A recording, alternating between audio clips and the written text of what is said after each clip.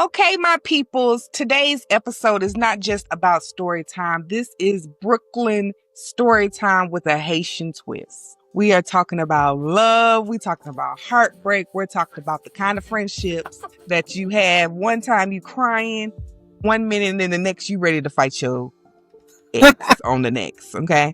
Her debut novel, Love of a Lifetime, had you having all the feels. It definitely had me. I'm in Brooklyn one time, and then I'm in at the wedding, and then I'm at my own messy memories, okay? We talk about Dominique, and we talk about Joanne. Now, she is published. She is here. She is giving us the Caribbean flavor with every page that is in this book. Please make some noise for the educator, the storyteller, the queen of making friendships feel like a whole cinematic vibe, Miss E. Michelle. Welcome to the show. Thank you for having me. I love that intro. I'm like, what is she talking about? I try to do the best intros because y'all are celebrities in my book. So I just want to make sure that you are recognized for what you do. Thank you where we could gather. Well, how are you feeling today? How is everything going for today? Today is good, coming home from work. So I'm trying to rush and get myself together before this interview. I am an educator, as you mentioned. So, school is, about a month in for here in New York. I know like in Georgia, you guys are probably like a little 2 months in. Yeah. Mm-hmm.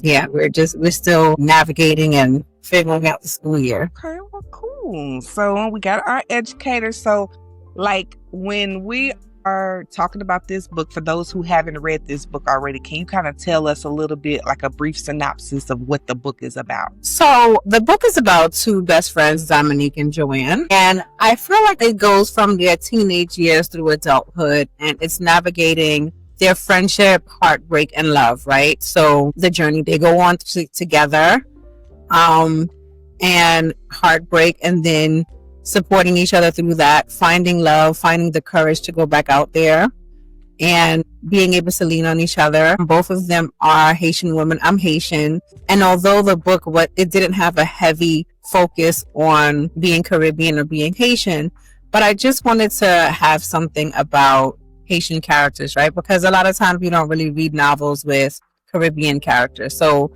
that was just my little segue to make it about the Caribbean girls, because I'm sure this is an experience they could relate to, especially, growing up in an inner city, just navigating friendships, love, heartbreak, and those types of things. And I think you touched on like each one of them with each character that you brought out. And so I appreciate the Dominique character and the Joanne character. They play off of each other. Yes. So I think you definitely got a chance to show a little bit of the culture and just like the area, because I know the majority of it was like Brooklyn.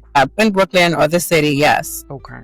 Now, I do have to ask, like when you're writing, are you more like a coffee shop type of writer, or are you kind of like you writing in your bed with your feet up and you got your snacks kind of writer? I am a coffee shop writer.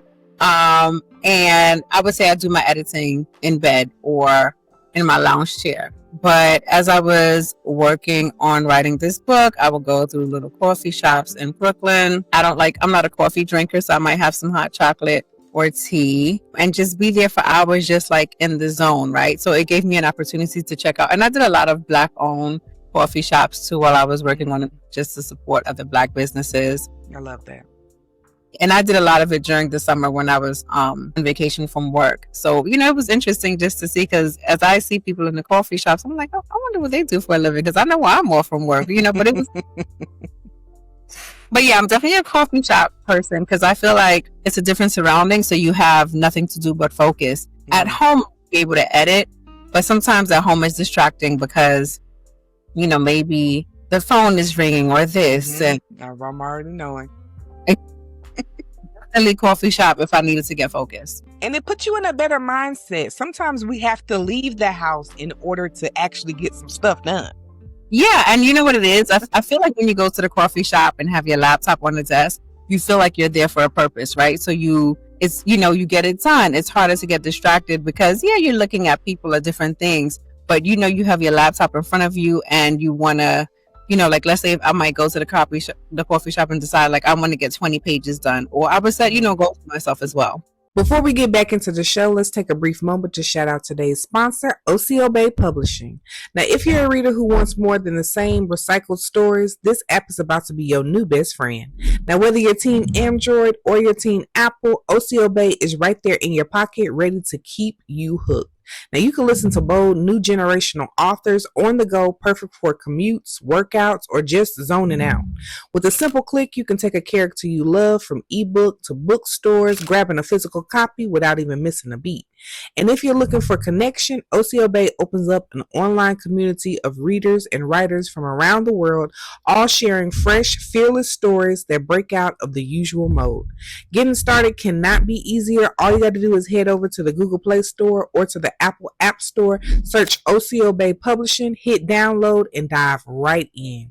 So if you're ready to make your next favorite read as easy to find as your next playlist, then check out OCO Bay Publishing today. And with that, let's get back into the show. I want to jump to this beautiful cover. Okay. The cover, technically, I'm gonna put it right up here, is stunning. It is just so pretty. You got a woman who's surrounded by flowers. Can you kind of tell us what the vision was behind like this imagery of this? So every time I see the cover myself, I think about flowers in bloom, right? And I feel like with the woman in the background, it just represents how a woman blooms from going into teenager, adulthood, to different stages. And I feel like it also represents growth, beauty because it's eye-catching, and like resilience because, you know, flowers, they need to be watered in order to stay alive. So it's almost like the comparison of, you know, with a woman. We need to grow, right, in order to elevate and do better. We represent beauty. And in order for us to be resilient and maintain those things, we need to be nurtured. We need to be watered. We need to, you know. So for me, like when I see that cover, especially with the Black woman in the background, it's like she's in full bloom. That's how I see it. And I really think that with the characters, without doing too many spoilers, but like Joanne and Dominique definitely had to grow. They went through a mature phase. Like I think with them being young and then eventually dealing with the things that they had to deal with, when they finally got to the end as adults, they was a little beat up, but they was fine. Yeah. Am I making a little sense about that? No, it does, because I think young love, and I think, you know, with a lot of people who experience love at a young age, right? Everyone is not successful to be married to the first love or the first person that they fall in love with. But I think even though you are a young person, when you feel all those feels, when you're young, there's a difference to how you approach love, right? So now as you grow, you learn some of those lessons, but you also are looking at it from a different perspective the next time around because you've grown, you've suffered, you've had pain. But now, you know, there is still an optimism for some people. And so you approach it differently because now you're looking at it from a different lens. I definitely can agree with that. So you are a published author now. So how surreal does that feel for you? It feels amazing. I published an ebook a few years ago. And, you know, even with that, like it was cool, but it wasn't as tangible, I would say, right? So with this book, being able to see your book in print and getting feedback from it, like it's an amazing, because it's a long time coming, right? So it's just amazing because writing is always something I have enjoyed doing. I journal. So to see this, it's like my little baby come to fruition. It's exciting because it's like, oh my gosh, I did it. You know, I mean, everyone can't say they're a published author. That's true. That is very true. I know you definitely put your heart into this book, and I definitely just love like the ad-libs in it, of course. Okay. And some of the quotes in the book just really like I was talking at the book at times. Okay, let's just say that.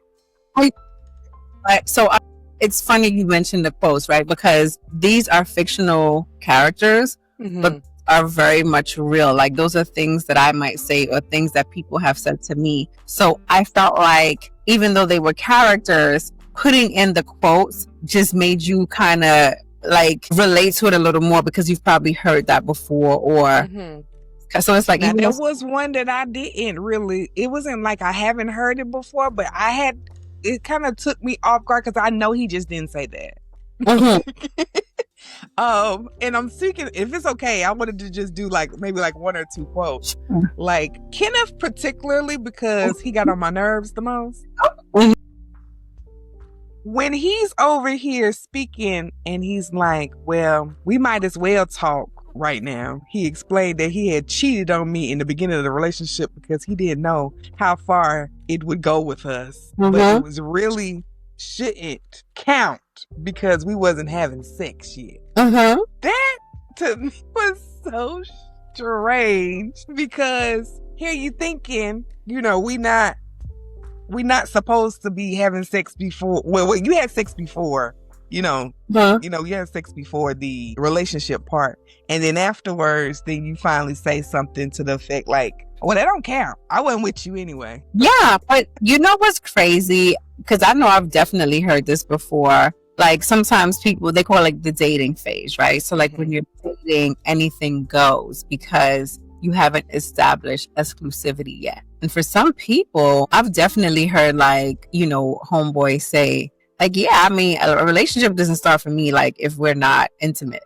So it's like anything that happens before intimacy, yeah, it don't count because me and you, so they only count things after you become intimate. And I remember the first time I heard one of my homeboys say that, I was like, wait, what? Like, come again? Rewind? That's strange to me. You don't think that we're supposed to be... I don't know. I don't even know how to say it. It's so strange to me. And the other one that he did, and I'm only talking about Kenny because he's the one that I was talking to the most in the book. When she was upset, and he was like, well, I'm truly sorry. I didn't mean to do this to you. It doesn't count. At least it counts that I told you the truth. Yeah, I mean, again, so some people feel like telling you the truth negates the lie, right? Because now I came forward. Because in their mind, it's kind of like, well, I'm being noble because I'm sharing the truth with you. Because I could have left you in the dark, right? But technically, you did leave me in the dark until something happened. Right. And to me, those are things that, again, although it's fictional characters, are very real because I've heard some of these before, That was something that caught me off guard. I was like, I know he ain't said it. Yeah. All right. So were there kind of like any hurdles that you kind of went through that kind of like prevented us from like finishing this finished product today? So absolutely. I did like self-publishing through a publishing company, right? Like it's kind of like where you're not necessarily, you're using the publishers. They help you with the writing, the cover, and those types of things, right? So obviously they take a fee on the back end. The difference is that, with major publishing companies, when I first started, I was sending my synopsis around and got several rejections, not interested. I think in the beginning, it was a little disappointing because, when something is your baby, you think it's a good story. So you think that everyone is going to read it and like, yeah, we want it. So I definitely heard a lot of no's before I decided to, like I said, go through the self-publishing / smaller publishing company route. Okay.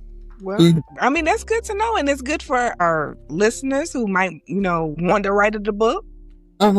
And they feel like, if they come against that roadblock, that's the end of it. But at least, you got someone who you listening to and watching right now that made it through. Absolutely. Because, there are a lot of small publishing companies around. And I think you can shop around and find out the one that works best for you. But I would definitely say, like, if you're passionate about it, like, don't give up just because you've heard no. Just try to find other ways. And in this day and age with Google and everything, you could Google everything. You could Google, you could go to ChatGPT and just find some resources. I mean, it's the truth. Like, find a way. I would definitely say don't give up, even if people discourage you or say no. Just find a way to get it done. And maybe if you're very savvy, you might even be able to do it on your own fully. And then go from there. I appreciate you for saying that because a lot of people nowadays, they just get stumbled by the littlest things. And so now that you hear this testimony that she made it through,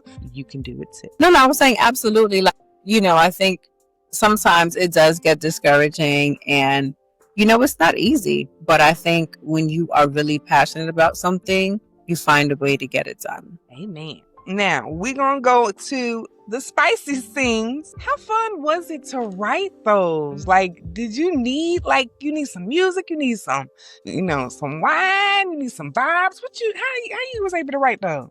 No music. Kind of like my imagination, but I was a little nervous, to be honest with you, because I was like, is this too much? What about the people I know who read this? Like, are they gonna think differently about me? Like, I think I'm like, oh, okay, girl. That's true. So it was I was a little nervous about it, because it was like, is it too much? Not enough? Should I just leave those parts out? But I felt like it was pivotal to some of the relationships, like to describe that intimacy, right? Because those are real things. So I think, that just came off and I think it also comes from TV, like when I watch a movie and I'm really into a scene.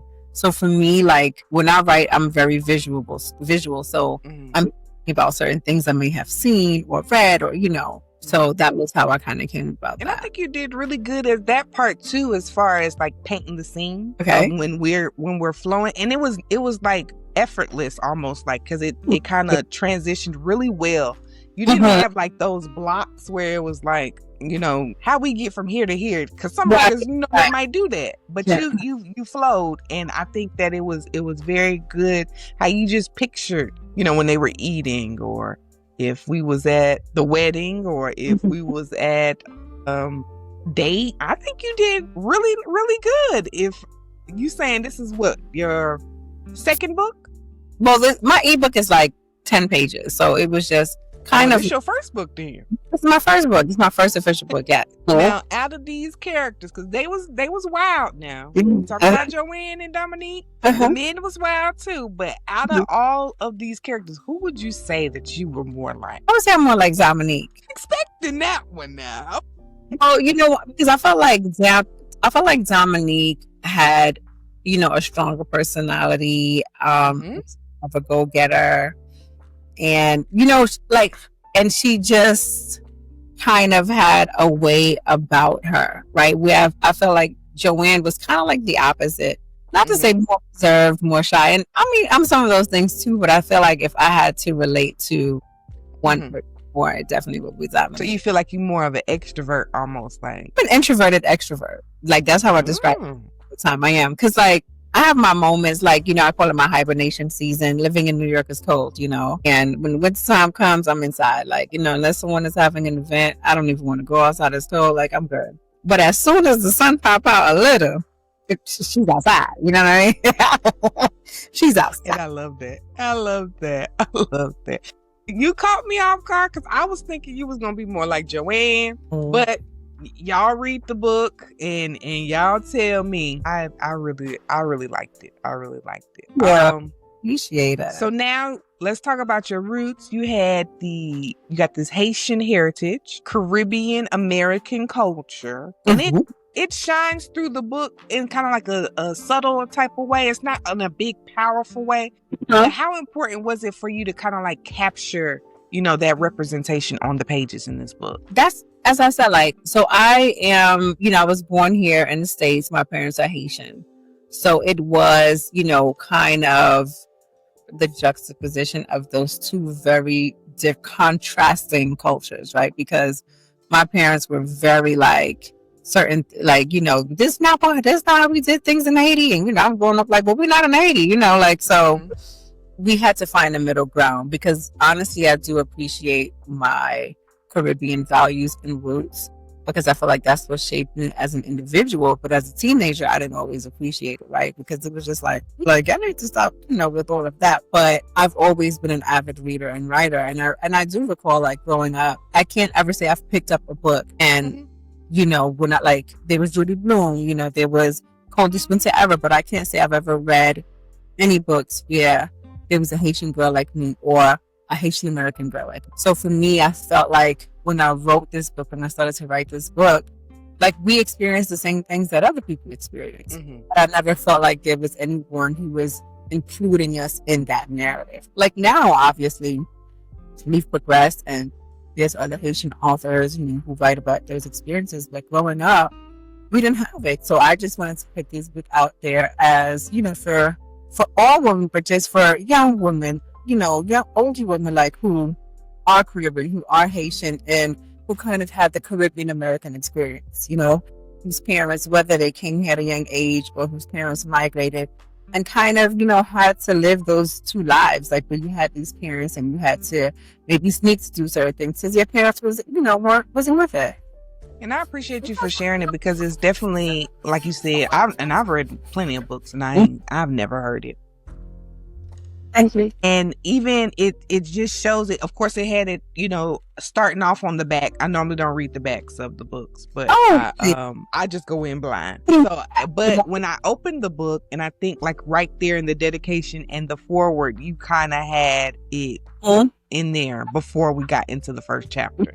So I just appreciate you for sharing it because it just is relatable to people who might find it difficult to show what their culture is or express what their culture is, and they thinking that they might get judged or any type of way like that. So I appreciate you for actually just sharing it and opening up because everybody can't be the same. It's good to just have that, that difference. The focus was still on the characters and the love story, not necessarily their background. I felt like I just infused it lightly. So it wasn't that I was necessarily, as I said, like delving into the Haitian culture or, our belief, it wasn't any of that, but it was just like, here are two girls who are Haitian American, right? And I'm just having this story. But again, I could, what, relate to that because I know so many Haitian Joanne. So even the names were intentional in that regard, right? Because Joanne is a very popular Haitian name. So things like that, I just wanted to make their names a little more French or, Haitian Caribbean because sometimes we just have, I don't want to say regular names, but just the, day-to-day names that you're not necessarily used to hearing. Yeah. And like yours is still Americanized, but they're not too off of the radar. These definitely were perfect names. Plus they're memorable because not just off of the characters and the actions that they did, but they just, they're memorable. You don't really see too many Dominiques and too many Joannes. Right. Okay. I'm glad to hear that. So if you were to pick Dominique and Joanne as cast members in a movie tomorrow for Love of a Lifetime coming to theaters, who would you have as Dominique and Joanne? So I actually spoke to one of my best friends about this, and she picked Tika Sumter. That's how you say it? Tika. And I was like, but she picked her as Joanne. And I was like, you know what? No, I think I see Tika as Dominique. No, he right. I like her as Joanne. Okay. You see what? Okay. And you know who we then we came up with for Dominique? And this person is not an actress. But if you watch Love is Blind this summer, the character Alandra, she's been all over social media. Beautiful, dark-skinned,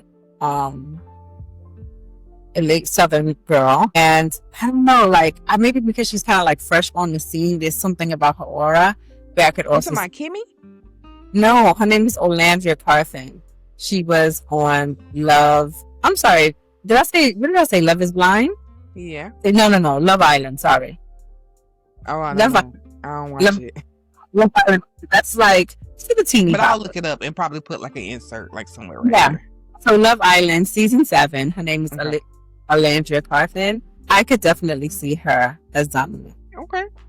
Yeah. I'm gonna look her up and I'm gonna see. Okay. I'm gonna see. So what's next for you? What are your new upcoming projects? What can you share with us? Okay, so I have 2 books that I want to write, and I haven't started because I don't know in which direction that I want to go. And the thing is, it's not going to be fiction. So I journal a lot, and my friends have been telling me I should publish my journals. Of course, I would change things, right?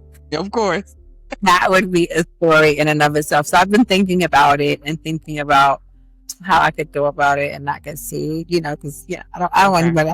Wait a minute, she's talking about me. Like, hey. So I kind of want to go into like a more narrative perspective point of view. So I'm not sure yet. I'm still trying to. At least we know that we got some creative juices going that eventually can flourish into something. Definitely. This won't be only novel. Another one at some point. But as far as this one here, where can the readers and the writers connect with you and support your work? So my Instagram is at author E. Michelle. They can purchase it on Amazon.com, BarnesandNobles.com, BooksAmillions.com. They could also leave reviews on Goodreads, Amazon, and Barnes & Noble as well. If they've read it, please give me my 5-star review so we could get some more buzz going. And, we could see more of her out there. We could work her into a movie deal. You know what I mean? Mm-hmm. And I appreciate that this book, it of course, it had its, it's, I guess we could call it, I don't want to call it fluff because it's not fluff because it wasn't like that. It was, I like how it's almost can be considered a novella because it's not so big. Yes. But I really appreciate this conversation that we had with E. Michelle. Love of a Lifetime is one of them books that I'm telling you, like, it kind of, keeps the book stays on your mind a little bit after you have already closed the pages a little bit. Because to me, some of the quotes when y'all finally get a chance to read it, you gonna say, I know he ain't said that. You gonna go right to that part and you gonna read it and you gonna be like, Southern had told me. But I just want to thank you so much for just stopping by and just sharing, the process of how you got through the story, kind of giving us a little of your Brooklyn flavor today. And I just really appreciate that. But for all of those who really enjoyed this interview, make sure that y'all hit the follow button. You keep up with us on our socials. I'm going to drop her social down in there in the description box so y'all can make sure that y'all follow. You can find this full interview on YouTube. And y'all always know I'm cutting up on Instagram and TikTok too. But if you want to listen to the behind the scenes on our Snapchat of the interview or anything like that, you can do that. And I just want to thank, Miss E. Michelle. Make sure y'all support this author. And I appreciate y'all for rocking with us today. I can't wait to see y'all on the next author interview. But until then, keep y'all reading, keep y'all laughing, and y'all make sure y'all keep it bookish, okay? Anything else that you want to say, Miss E. Michelle, before we leave? I want to thank you for having me and thank your audience in advance for watching and supporting. But I definitely appreciate this. It's good. It's great. Not even good. It's great to be able to talk about my book and just, because it's a passion project for me. So it makes me very happy. So I appreciate it. I thank you for your time and for thinking of me to do this. Welcome. I love that.